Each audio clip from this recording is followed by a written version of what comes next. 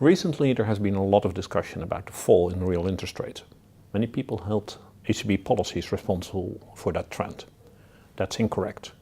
The decline in real interest rate is due to demographic trends, which are due to the introduction of the pill around 1970.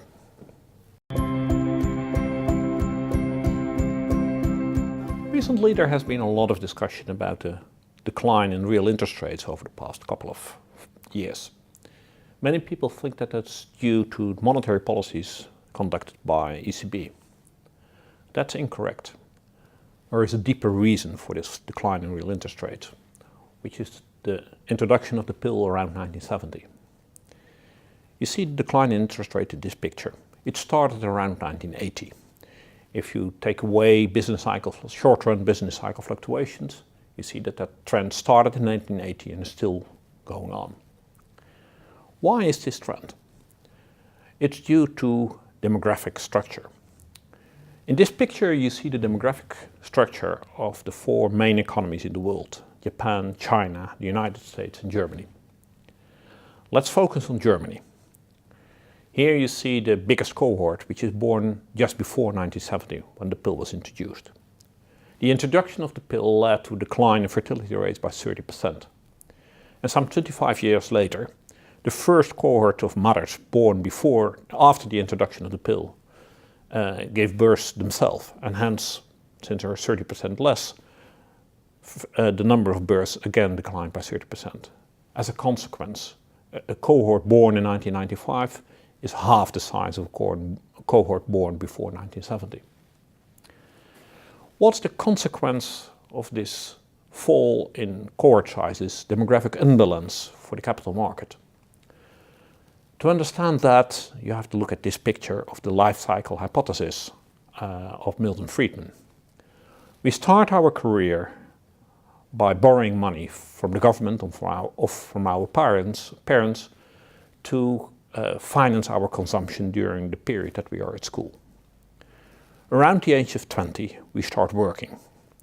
We first pay back our debts to our parents or the government, then start saving for our retirement around the age of 35, and that savings reaches its maximum at the age of 65, when we retire.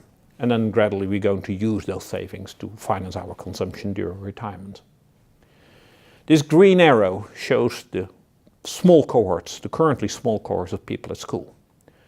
The large cohorts are this red arrow, and they have a large stock of savings.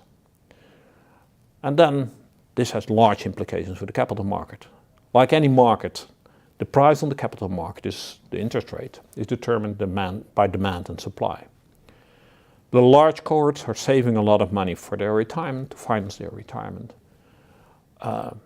provide a large supply of savings, and that pushes down the interest rate. That's what we currently observe. We can use this life cycle hypothesis model to calculate the consequences of this pattern for the interest rate. And that's what you see in this picture. Directly after 1970, the interest rate increases a bit by the fact that by that time we still have large cohorts which are borrowing money for their consumption during their education period. From 1990 and onwards, those people enter the labor market, and hence there's a lot of labor supply, a lot of output, and there's not that much demand. And you see gradually how interest rates come down.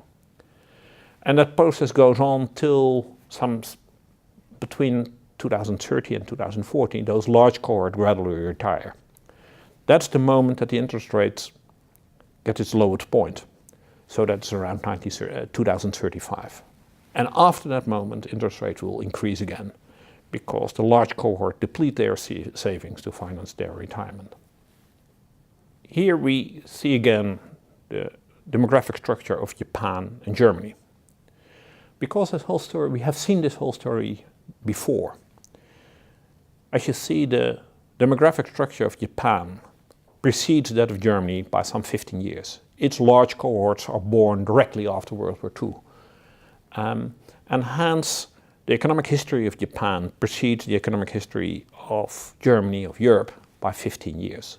What has happened in Japan during the past 15 years will happen in Europe more or less the next 15 years.